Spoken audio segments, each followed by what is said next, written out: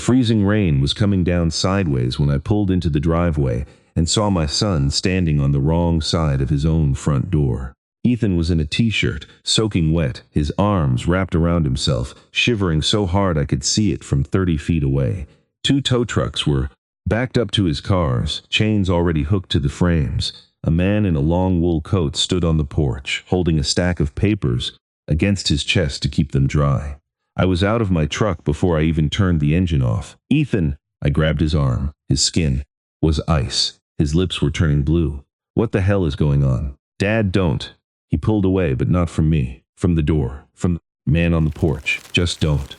The man stepped forward. He was around 60, maybe older, with a silver mane of hair and the kind of smile you see on billboards for dental work. His coat was dry. His shoes were dry. Everything about him was dry while my son stood there freezing. "You must be the father," the man said. He extended his hand. I didn't take it. "Gerald Vance, I own this property now. Your son has been notified." "The hell you do." "I assure you I do." He held out the papers. "Tax sale. Final. The county processed it 3 weeks ago. Your son defaulted on a private loan. The collateral was the house, and I purchased it at auction. It's all very clean." I looked at Ethan. He wouldn't meet my eyes. "Where's Lily?" I asked. Ethan's jaw tightened. That was when I felt it. That particular drop in the air that tells you something is very wrong, and it's worse than you think. "She's inside," Ethan said, "with his wife." I turned back to Vance. "Your wife is inside my son's house with my 8-year-old granddaughter?" "She's keeping the child comfortable while we sort this out," Vance said, smooth as butter. "We're not animals, Mr. Frank Dolan, and I want my granddaughter out of that house right now. The child stays inside until your son vacates the property." Vance's smile didn't change, but his voice hardened underneath. "He has until 8 o'clock tomorrow morning. After that, the demolition crew arrives." "Dad." Ethan grabbed my sleeve. His hand was shaking. "Don't call the cops, please." I pulled out my phone. Ethan's hand clamped over mine. "I'm serious. You can't call the cops. He's got a CPS case open. If I make a scene, they take Lily tonight." I stared at him. The rain was running down both our faces. "What are you talking about?" Vance stepped between us, his coat brushing my arm. "Mr. Dolan, I understand this is emotional, but your son signed the agreement. He defaulted. The county auction was public record. I'm simply the new owner exercising my rights." He gestured to the tow trucks. "The vehicles are being removed per the eviction notice. The child is safe, warm, and being watched by my wife, who has raised 3 children of her own. If your son would like to say goodnight to his daughter, he's welcome to do so through the window. But he is not entering the house." I looked at the papers in his hand. Then I looked at my son, standing in the freezing rain in a soaked t-shirt, and something in me shifted. Not anger. Something past anger. The kind of cold, mechanical focus that comes when you've spent 30 years inspecting buildings for structural defects, and you suddenly realize the whole frame is about to come down. I reached for the papers. Vance let me take them. The top sheet was an eviction notice, standard form, county seal, Ethan's signature at the bottom, but the paper was dry. Everything was dry. The rain was coming down in sheets. My jacket was soaked through. Ethan's shirt was plastered to his skin. The mailbox was dripping. The porch railing was beaded with water. But the eviction notice was bone dry. Not a single water spot. Not one smudged letter. The ink was crisp, the paper was smooth, and the signature at the bottom, Ethan's signature, had no bleed, no warping, no nothing. Ethan had supposedly signed this outside, in this rain, tonight. But he hadn't. This paper had never been in the rain. It had been sitting somewhere dry, waiting. I looked up at Vance. He was watching me with that same billboard smile, but his eyes had changed, just slightly. Like a man who just realized the inspector noticed the crack in the foundation. "This paper's dry," I said. Vance blinked. "I beg your pardon?" "The eviction notice. It's dry. My son's been standing out here in a downpour, but this paper hasn't seen a drop of rain. You just pulled it out of your coat." "It was in my coat, Mr. Dolan. That's rather the point of a coat." "Your son signed it last week," Vance said, "during our meeting at my office. It's all documented." Ethan shook his head. "I didn't sign anything in his office. I signed some loan papers, months ago. Not this." I held the paper up between us. The rain hit the back of my hand, but slid right off the page. This was printed inside the house. Recently, while Ethan was locked out. Vance's smile thinned. He took a step back. I don't think we need to have this conversation in the rain. Mr. Dolan, I've given you the terms. Vacate by 8 a.m. The demolition crew has a permit. He turned to the tow truck drivers. Take the vehicles. You're not taking my son's cars, I said. They're on my property, Vance said. They're being removed. Ethan moved toward the tow trucks. One of the drivers, a kid, maybe 25, held up his hands. I'm just doing my job, man. Ethan. I put my hand on his chest. Let the cars go. We'll get them back. Ethan's whole body was rigid. He was looking at the front door like a man watching his house burn down. Lily's in there, Dad. I know. She's scared. She has to be scared. Patricia, He stopped, swallowed. She's not right. I know. We're going to get her out. You don't understand. Ethan turned to me and I saw something I hadn't seen in my son's face since he was 14 years old. Fear, raw, unfiltered, the kind that paralyzes. He's going to tear the house down, tomorrow, with everything in it. All of Lily's stuff, her mom's things, the everything. And he says if I fight him, he calls CPS, and they take Lily, and I never see her again. I looked at the front door. Somewhere behind it, my granddaughter was sitting in a house that wasn't hers anymore, with a woman she didn't know, while the rain turned to ice on the windows. Get in my truck, I said. Dad, get in the truck. You're freezing. I'm not leaving. The tow trucks pulled away with Ethan's car and his work van. Vance watched them go, then turned back to us. 8 o'clock, Mr. Dolan. I'd suggest you use the time wisely. He walked down the porch steps, past us without a glance, and climbed into a black SUV parked at the curb. The headlights flared, the windshield wipers beat, and he was gone. I put Ethan in my truck and turned the heater on full blast. He sat there, water pooling on the seat, staring at the house. Tell me everything, I said. Ethan rubbed his face. His hands were shaking, not from the cold, or not only from the cold. After Claire died, I needed money. The medical bills ate everything. The contracting work dried up because I wasn't myself. You know that, I knew. I'd watched my son disappear into grief while I was disappearing into a bottle. 2 men in the same town, not talking, both drowning. That had been 2 years ago. I'd been sober 14 months now. But 14 months doesn't undo 2 years of absence. Vance showed up at a job site, Ethan continued. Said he'd heard about Claire. Said he wanted help. Offered me a loan. Private, no bank, low interest. Just enough to keep the business running and stay current on the house. How much? $40,000. And the collateral? Ethan looked at the windshield. The house. I closed my eyes. Ethan. I know, okay? But I was behind on everything. The insurance had lapsed. I couldn't. I had Lily to think about. She'd just lost her mother. I wasn't going to lose the house, too. So you signed the house over as collateral to a man you'd never met. He wasn't a stranger. He's Gerald Vance. He built half the shopping centers in this county. He's on the Chamber of Commerce. He coaches Little League. Ethan stopped. He seemed like a good guy, Dad. I let that sit.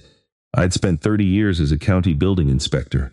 I'd seen every kind of scam, every flavor of con artist, every variety of man who could smile while he robbed you. The good ones always seemed like good guys. That's what made them good. What happened next? I made payments for about 6 months. Then Vance said I'd missed one. I hadn't. I had the receipts. But he said the payment was late and the loan agreement had a clause. One late payment and he could call the whole note. $40,000, due in full. Did he call it? No. He said he'd work with me. Said he'd defer the payment if I did him a favor. Said he needed some work done on a property across town. Demolition prep. I didn't think much of it. I'm a contractor. I do that kind of work. What did you actually do? Ethan's voice dropped. I stripped a house, took out the plumbing, the wiring, the fixtures. Vance said it was his property. He had a deed. Looked real to me. And then I found out it wasn't his property.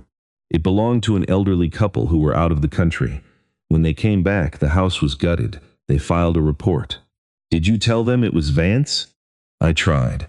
Vance produced a document with my signature on it. Said I was an independent contractor hired to do the work. That I'd told him I had permission from the owners. It was my word against his. And he's Gerald Vance. And I'm the guy whose wife just died and who was drinking too much. I flinched. He didn't mean it as a jab, but it landed like one.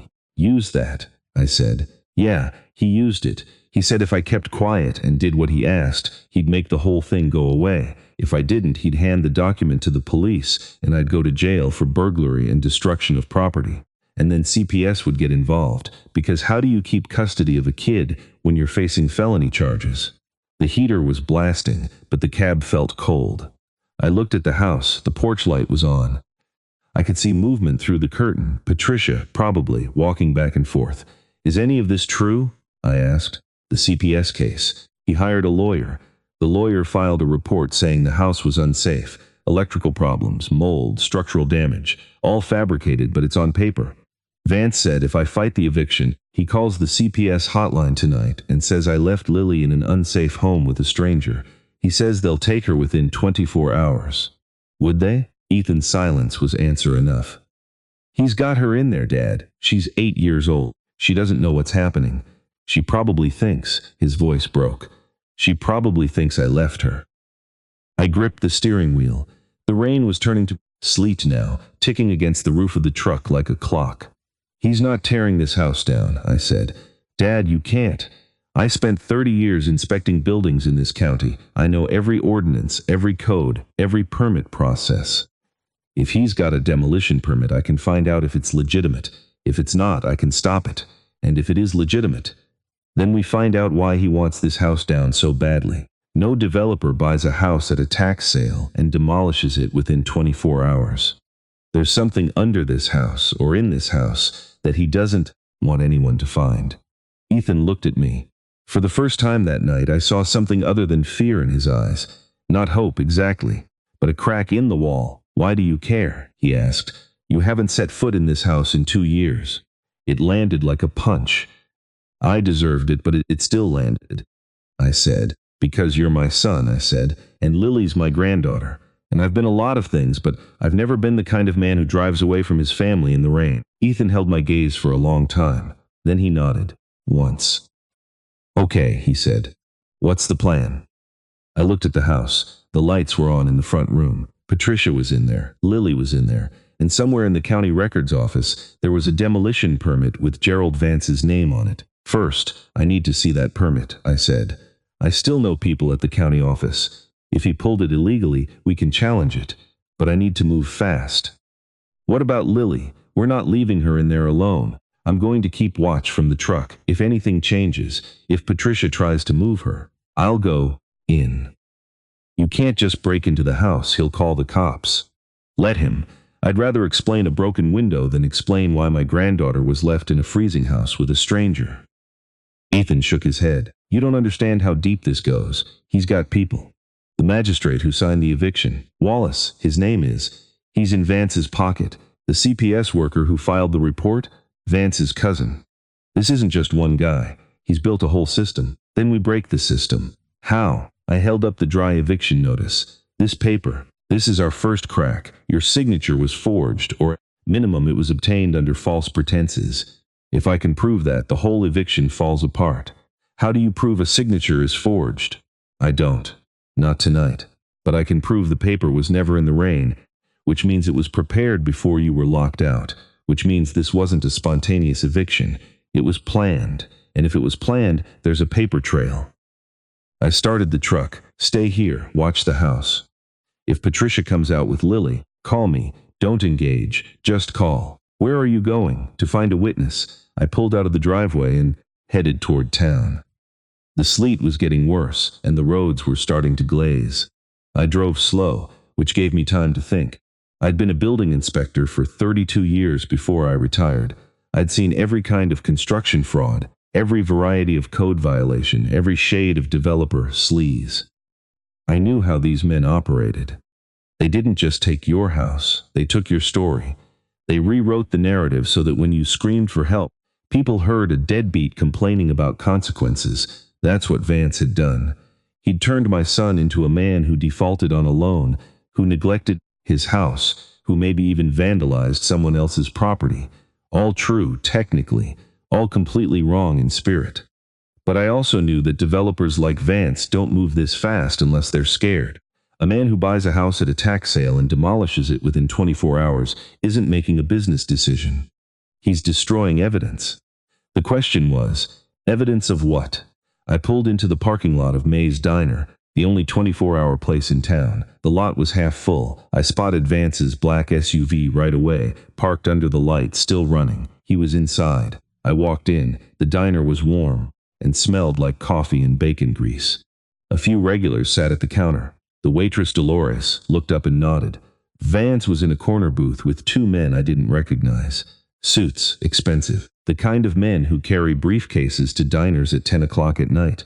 He saw me come in. His expression didn't change, but I watched him shift his body language, opened his posture, put on a smile, turned toward the room. He was performing. "Frank," he called out like we were old friends, "come join us. We were just talking about you." I walked over but didn't sit down. "I need to talk to you." "Of course." Vance gestured to the booth. "Gentlemen, this is Frank Dolan. Frank's son is the previous owner of the property we were discussing. Frank, these are my associates from the County Development Office." The two men nodded. I didn't nod back. "Outside," I said. Vance raised an eyebrow. "Frank, it's freezing out there. Whatever you need to say, you can say it here. These men are professionals. Then they won't mind hearing me say that your eviction notice is forged." The diner went quiet. Not completely. The coffee machine was still gurgling, but the human sound dropped. Vance's associates exchanged a glance. Vance's smile widened. "Frank, I understand you're upset. This is a difficult situation for any family. But accusations like that in public, in front of witnesses, that's a dangerous road. Is that a threat?" "It's advice." Vance stood up. He was shorter than I'd expected. In his coat on the porch, he'd seemed larger. Standing in the diner, he was just a man in expensive clothes. "Walk with me." He put a 20 on the table and walked toward the door. I followed him outside into the sleet. The cold hit like a wall. Vance pulled his coat tighter and stood under the awning, his breath coming out in clouds. "Frank, I'm going to be direct with you," he said. "Your son is in a hole. I didn't put him there. Life put him there. His wife died. He fell behind. He made some bad decisions. I tried to help him. I gave him money when no one else would. And this is how he repays me, by fighting the very legal process that was designed to protect both of us." "The paper was dry, Gerald." "What paper?" "The eviction notice. You handed it to me in the rain, and it was dry. You printed it inside the house before you locked Ethan out." Vance's expression didn't change. He looked at me the way I used to look at contractors who tried to pass off substandard work. Patient, almost amused. "Frank, you're a retired building inspector. Not a lawyer, not a forensic document analyst. The paper was in my coat. My coat is waterproof. That's not evidence of forgery. That's evidence of a good coat." I looked down. His shoes. I'd noticed them on the porch. Expensive leather. City shoes. Wrong for the weather. But I hadn't looked closely. Now, under the diner's fluorescent light, I saw it. Blue paint. Not regular paint. Not house paint. Surveyor's paint. The bright fluorescent blue that county surveyors use to mark demolition sites. I'd seen it 1,000 times in my career. It was on the toe of his left shoe and the heel of his right, ground into the leather like he'd been walking through it all day. Demolition sites don't get marked until the permit is pulled. If Vance had surveyor paint on his shoes tonight, he'd already been at the site, marking it, preparing it. He wasn't waiting until 8 a.m. He was going to move early. "Gerald," I said, keeping my voice even, "why do you have surveyor paint on your shoes?" He looked down. The mask slipped just for a second. A flash of something, surprise, anger, fear, crossed his face before he reassembled it. "I was at a job site earlier today," he said. "Inspection." "What job site?" "A commercial property across town. None of your concern. Surveyor paint is for demolition marking, not commercial inspection. You've already marked this house for demolition, haven't you? You pulled the permit before you even served the eviction." Vance stepped closer. Close enough that I could smell his cologne. Expensive. The kind that comes in a bottle small enough to lose in a drawer. "Frank, listen to me carefully," he said. His voice had dropped. The warmth was gone. What was left was the voice of a man who has given orders his whole life and expects them followed. "Your son signed a contract. He defaulted. I bought the house. I have a demolition permit. All of this is legal, documented, and above board.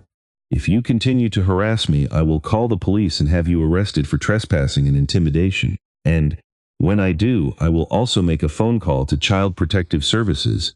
and your granddaughter will be in state custody by morning. Not because I want it. Because you forced my hand. You already called them, I said. The CPS report. You filed it weeks ago. You've been planning this since the day you gave Ethan that loan. Vance's jaw twitched, a tiny movement barely visible. But I'd spent 30 years reading faces across inspection tables. I knew what that twitch meant. I'd hit something. Go home, Frank, he said. Go home, sleep it off, and in the morning, this will all be over. Your son can visit his daughter through the system like everyone else. He turned and walked back into the diner. The door swung shut behind him. I stood in the sleet, hands shaking, and made a decision. I wasn't going home. I was going to the county office. The county records building was closed, but I still had my old key card. It hadn't been deactivated. Budget cuts meant they didn't bother with former employees unless someone complained. I let myself in through the side door and went straight to the permits office. The system was old. Everything was digitized, but the digital files were backed up by physical paper. I went to the filing cabinet for demolition permits and pulled the one for Ethan's address. It was there. Dated 3 weeks ago. Signed by Magistrate Wallace. Approved for demolition of a residential structure due to code violations and tax delinquency. But the inspection report attached to the permit was wrong. I'd been a building inspector for 30 years. I knew what a real inspection report looked like. This one had all the right words, but the signatures were off. The structural assessment was generic, boilerplate language that could apply to any house. There were no photographs, no specific measurements, no reference to the actual floor plan. And the inspector listed was a man named David Vance. I stared at the name. David Vance. Gerald's nephew, maybe? His son? I didn't know. But I knew one thing. No licensed inspector named David Vance had ever worked in this county during my 32 years. I'd know. I trained half of them. I pulled the tax sale records. The auction had been held 3 weeks ago. One bidder, Gerald Vance. Purchase price, $14,000. The house was worth $300,000. I pulled the loan documents. Ethan's signature was there, all right, but there were 2 signatures. One on the original loan agreement and one on the addendum that added the house as collateral. The second signature was slightly different. The loop on the H was tighter. The cross on the T was angled differently. It was close, very close, but it wasn't Ethan's hand. Someone had forged it, or traced it, or signed it under duress. Either way, it wasn't legitimate. I took photos of everything with my phone. The permit, the inspection report, the loan documents, the signatures. Then I put the files back exactly where I'd found them and left. It was midnight by the time I got back to Ethan's house. The sleet had stopped, but the temperature was still dropping. The house was dark, except for a single light in the upstairs window, Lily's room. Ethan was still in my truck, exactly where I'd left him. He looked up when I opened the door. Did you find anything? Plenty. The demolition permit is fraudulent. The inspection report is fake. The inspector listed doesn't exist. And your signature on the collateral addendum doesn't match the one on the original loan. Ethan stared at me. What does that mean? It means we can fight this. But I need to get to Sheriff Miller. He's the only one in this town I trust who isn't in Vance's pocket. Miller, he retired last year. He came back, interim sheriff, while they sort out the election. He's an honest man. Ethan, I've known him 30 years. Ethan looked at the house. What about Lily? I can't just leave her in there. I'm not asking you to. I'm going to Miller. You stay here, watch the house. If anything happens, I know. Call you. I started the truck. Then I stopped. Ethan, there's something else. Vance had surveyor paint on his shoes. Blue. Demolition marking. He's already been at the house, marking the perimeter. He's not waiting until 8 a.m. He's going to move early. How early? I don't know, but we need to be ready. I drove to Miller's house. He lived on a farm. Outside town, a 40-acre plot with horses and a barn that needed more work than he could afford. I'd helped him re-roof it 2 summers ago, back when I was drinking but still functional. Miller came to the door in his undershirt and pants, a shotgun in his hand. He lowered it when he saw me. Frank, it's midnight. I know, Tom. I need your help. He looked at me for a long moment, then he stepped aside. Come in. I told him everything. Ethan's loan, the fake CPS case, the forged eviction, the fraudulent demolition permit, the surveyor paint on Vance's shoes, the photos. I'd taken at the county office. Miller sat in his kitchen, drinking coffee, listening without interrupting. When I finished, he was quiet for a long time. "Frank," he said, "you know I can't just act on photos. I need to verify." "I know. But the inspection report alone is enough to freeze the demolition." The inspector listed David Vance. "Doesn't exist in the county system." I checked. "If you pull the inspector registry, you'll see." Miller nodded slowly. "I can check that tonight. But even if I freeze the demolition, that doesn't solve the custody issue. If Vance has a CPS report filed, it's fabricated. The house is safe. I've been in it. There's no mold, no structural damage, no electrical issues. The report is a weapon, not a finding. Can you prove that?" "I can prove it by inspecting the house myself. I'm still licensed. Retired, but licensed. If I file a counter-inspection report, it overrides the fabricated one." Miller looked at me. "You'd do that? Go on record against Gerald Vance?" "He has my granddaughter in that house, Tom. I'd go on record against the president." Miller almost smiled. "Almost. All right, I'll pull the inspector registry. If your man David Vance isn't there, I'll freeze the demolition permit tonight." "But Frank, this is going to get ugly. Vance has lawyers. He has money. He has connections. When he finds out you're challenging him, he's going to come at you with everything he's got. He already has." I left Miller's farm at 1:30 in the morning. The sleet had started again, harder now, and the roads were getting bad. I drove carefully. My phone buzzed. A text from Ethan. "She moved, Lily. Attic." I saw them go up the stairs. I pressed the gas. When I got back to the house, Ethan was standing at the back door, his face white. "She took her up there about 20 minutes ago." I saw the light go on in the attic window. Then it went off. "Why would she put Lily in the attic?" "I found this in the mud by the back door. Lily must have dropped it. She's not just up there. She's locked in." I tried the attic door from inside. "It's bolted from the outside." "How did you get inside?" "I broke the kitchen window." "But the attic door, the bolt is on the outside. Patricia bolted her in." I looked at the house. The lights were off downstairs now. The gas had been cut. I could smell it faintly, the mercaptan additive that makes natural gas stink even when it's been shut off. The house was cold, dark, and locked up tight, and my granddaughter was in the attic. "Ethan," I said, "we're going in." "Dad, if we break in." "She's locked in the attic, in a house with no heat, in January. That's not a custody dispute. That's child endangerment. We go in." We went through the kitchen window. The house was freezing, colder inside than out. Because the walls held the cold without any heat to counter it, I could see my breath. The downstairs was empty. Furniture was where it had always been: Ethan's couch, Lily's toy box, the photos of Claire on the mantel. But it felt wrong, like a house that had been taken over.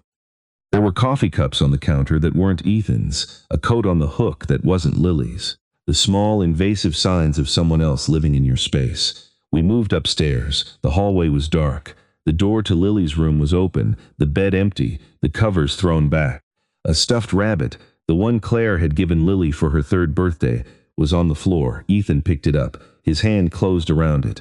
The attic door was at the end of the hall. It was a simple push door, the kind that swings on a hinge, but a deadbolt had been installed on the outside. New hardware, shiny steel, screwed into the frame. Someone had put a deadbolt on the attic door recently. The screw heads were clean, unmarked. No paint on the bolt, no dust. It was days old. "She's in there," Ethan said. He reached for the bolt. "Wait." I put my hand on his arm. "If Patricia is in there with her." "She's not." "I saw Patricia go downstairs about 10 minutes ago." "She's in the kitchen." "How do you know?" "I can hear her. She's on the phone." I listened. From downstairs, the faint sound of a voice. Patricia's voice, low and quick, talking to someone. I couldn't make out the words, but the tone was urgent. Ethan slid the deadbolt. The attic door swung open. The attic was small, unfinished, with exposed rafters and a bare floorboard. It was the coldest room in the house. No insulation, just roof above and empty space below. The wind made the roof creak. Lily was in the corner. She was wrapped in a blanket, sitting on the floor, her knees pulled up to her chest. Her eyes were wide. She was awake, had been awake probably for hours. "Daddy!" She launched herself at Ethan. He caught her, lifted her, held her so tight I thought he'd crack a rib. She was shaking. Her hands were like ice. "It's okay, baby. I've got you. I've got you." "Grandpa." She reached for me over Ethan's shoulder. I put my hand on her head. Her hair was cold. The lady said I had to stay up here, Lily whispered. She said it was a game. She said if I came down, the bad man would get me. What bad man, sweetheart? The man with the loud voice, the one who took the cars. I looked at Ethan. His eyes were closed. His jaw was clenched so tight I could see the muscles working. We're leaving, I said. Right now. I carried Lily down the stairs. We were halfway to the kitchen when Patricia appeared. She was standing at the bottom of the staircase, her phone in her hand. She was a tall woman, well-dressed, with that particular variety of smile that looks warm from 10 feet and cold from 5. Where are you going with that child? She asked. I'm taking my granddaughter out of this house, I said. You can't do that. She's in our custody pending the CPS review. There is no CPS review. There's a fraudulent report filed by your husband's cousin, and you locked an 8-year-old girl in an unheated attic in January. That's not custody. That's abuse. Patricia's smile didn't waver. She was put in a safe room for her own protection.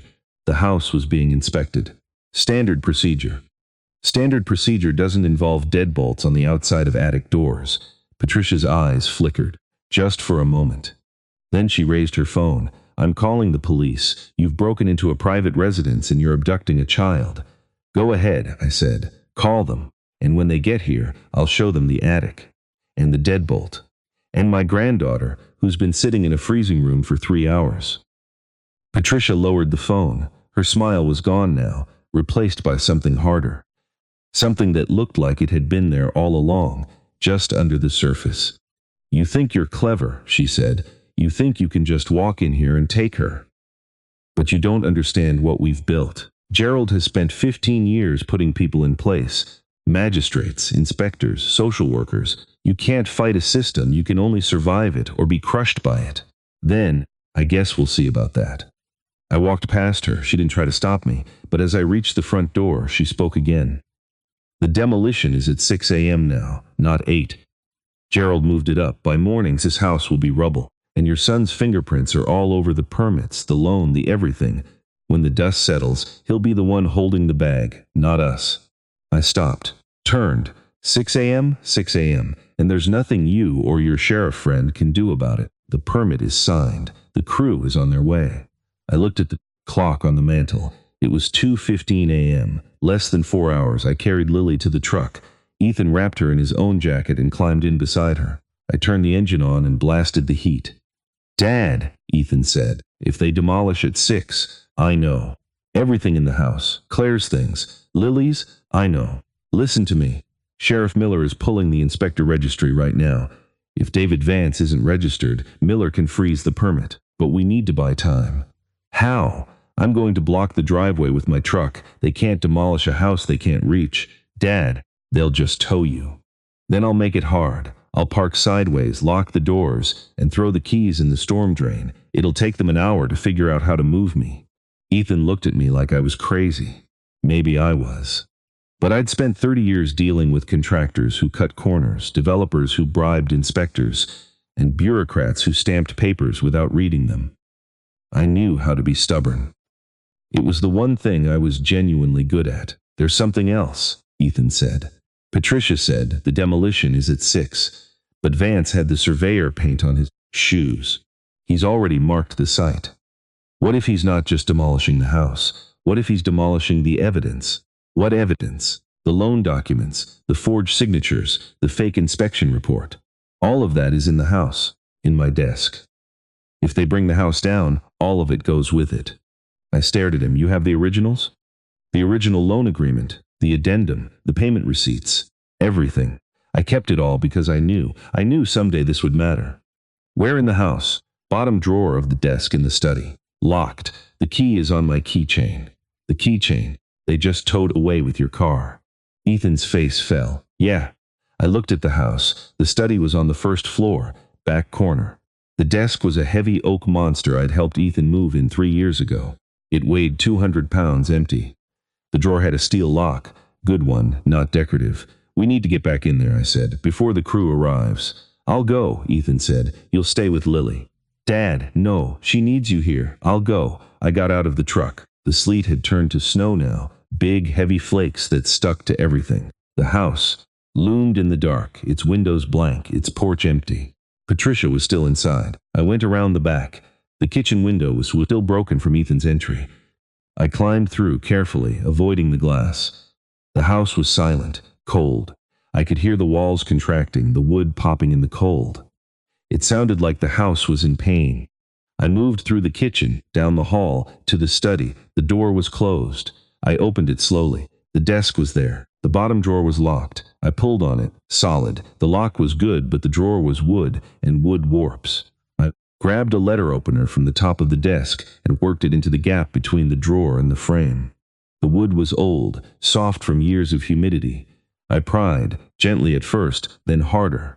The wood around the lock splintered. The drawer slid open. Inside, a manila folder, thick. I opened it. The original loan agreement. Ethan's signature. Real, slightly shaky, the kind of signature you make when you're signing something you don't fully understand. The addendum, a different signature. Tighter, more controlled, forged. The payment receipts. 5 of them dated with Vance's signature acknowledging receipt. All on time. All for the correct amount. Proof that Ethan hadn't defaulted. And one more thing, a property survey. Not the fake one in the county records. A real one, done by a licensed surveyor, dated 8 years ago. It showed the geological fault line running directly under the house. I stared at the survey. That was it. That was the motive. The house sat on a fault line. If a developer wanted to build on the adjacent lots, the empty land behind the house, the land Vance had been buying up for years, he'd have to disclose the fault. And if he disclosed the fault, no bank would finance the development. No development, no loan, no profit. But if the house was demolished, if the evidence of the fault was buried under rubble, Vance could build on the lots, sell them, and cash out before anyone noticed the geological risk. He wasn't just stealing a house. He was burying a geological hazard to defraud a bank and a county. I tucked the folder under my arm and moved toward the back door. As I reached the kitchen, I heard the front door open. Voices, heavy boots, flashlights. The demolition crew. I ducked behind the kitchen counter. Through the gap, I saw 2 men in hard hats enter the living room. They were early. It was barely 3 a.m. Patricia must have let them in. The boss wants the house down by 5, one of them said. Not 6, 5. He says some old guy's been causing trouble. What about the stuff inside? Trash it. He said trash everything. I looked at the folder in my arms. The original documents. The survey. The proof. I couldn't go out the front. I couldn't go out the back. The crew was between me and the kitchen window. I was trapped. I pulled out my phone. Texted Ethan. Crew is inside. They moved it to 5 a.m. I'm trapped in the kitchen. Call Miller. Now I waited. 30 seconds. A minute. Then I heard Ethan's voice, muffled outside. He was shouting, Hey, what are you doing? That's my house. One of the crew members walked to the front door. You need to clear the area, sir. We have a permit. That permit is fraudulent. The sheriff is on his way. The crew member laughed. Sure he is, buddy. Step back. I used the distraction. I climbed out the kitchen window, the folder tucked inside my jacket, and ran around the side of the house. Ethan was at the front, standing between the crew and the door. Lily was in the truck, watching through the window. Ethan, I hissed. He looked over. I waved him back. Get to the truck, I said when he reached me. I've got the documents, all of them. The sheriff? I don't know. Did you call Miller? His phone went to voicemail. I felt my stomach drop. What? Voicemail, Dad, both times. I looked at the road. Snow was falling heavily now. The driveway was long, 200 feet from the house to the street. If the crew wanted to bring equipment in, they'd need the driveway clear. I'm blocking the driveway, I said. Dad, no arguments. Get Lily and get behind my truck. If the crew tries to pass, you'll be the barrier. I'll be in the truck. I moved my truck sideways across the driveway, angling it so that nothing wider than a bicycle could get past. I locked the doors, rolled up the windows, and threw my keys into the snow. Then I sat there in the dark, in the freezing cab, and waited. The bulldozer arrived at 3:45 a.m. It came down the street slowly, its tracks grinding on the asphalt, pushing a wave of snow ahead of it. It was a big machine, a Caterpillar D6, the kind they use to clear lots. Behind it, a pickup truck with Vance's logo on the door. Vance himself was in the pickup. I could see him through the windshield, his face set, his hands gripping the wheel. He wasn't smiling anymore. The bulldozer stopped at the end of the driveway. The driver leaned out. "There's a truck in the way." Vance got out of the pickup. He walked up the driveway, his shoes crunching in the snow, until he was standing next to my truck. He rapped on the window. I rolled it down 2 inches. "Move the truck, Frank." "No, I will have it towed." "Go ahead. The keys are in the snow somewhere." Vance stared at me. His face was different now. The smile, the charm, the benevolent developer, it was all gone. What was left was a man who was used to getting what he wanted and couldn't understand why he wasn't getting it. "You're making a mistake," he said. "Probably. But I've made bigger ones." Vance turned to the bulldozer driver. "Push the truck out of the way." "Dad," Ethan was behind my truck, holding Lily. "He's going to push the truck." I looked at Vance. "You're going to bulldoze a truck with a man and a child behind it." "I'm going to remove an obstruction on my property," Vance said. "If you and your family choose to stand in the way, that's your decision." He nodded to the driver. The bulldozer revved. The tracks clanked. It moved forward, its blade low, pushing a wall of snow and gravel ahead of it. The blade hit my truck. The whole vehicle shuddered. The rear end slid sideways, scraping along the driveway wall. "Dad, get out!" Ethan screamed. I didn't move. I sat in the truck, hands on the wheel as the bulldozer pushed me sideways. The frame groaned. The window cracked. The truck slid off the driveway and into the yard, plowing a trench through the snow. The bulldozer paused. The driver looked at Vance. Vance looked at the house. "Take it down," he said.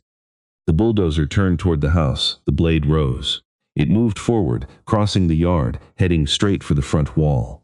Ethan moved. He put Lily down behind the ruined truck and ran toward the house. He reached the front porch just as the bulldozer's blade touched the overhang. "Stop!" he screamed. "My daughter's things are in there. Her mother's things." The driver hesitated. He looked at Vance. Vance pointed at the house. "Take it down." The blade pushed. The overhang cracked. The support beam for the front porch groaned and splintered. The roof sagged. Ethan grabbed the porch railing. "You're destroying evidence. The loan documents, the survey, the forged permits."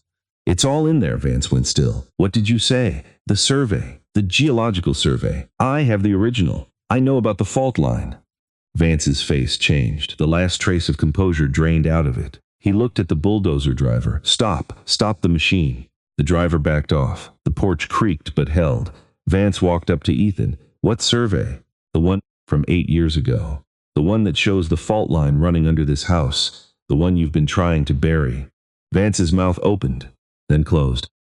He looked at the house, then at Ethan, then at me, sitting in my wrecked truck. "You're bluffing," he said. "Am I?" Ethan reached into his jacket and pulled out the manila folder. He held it up. "Original survey, licensed geologist, dated, stamped and notarized. It's been in my desk for 8 years. Vance lunged for the folder. Ethan yanked it back. "This is the evidence you've been trying to destroy," Ethan said. "This is why you forged the deed. This is why you locked my daughter in the attic. This is why you're here at 4 in the morning with a bulldozer.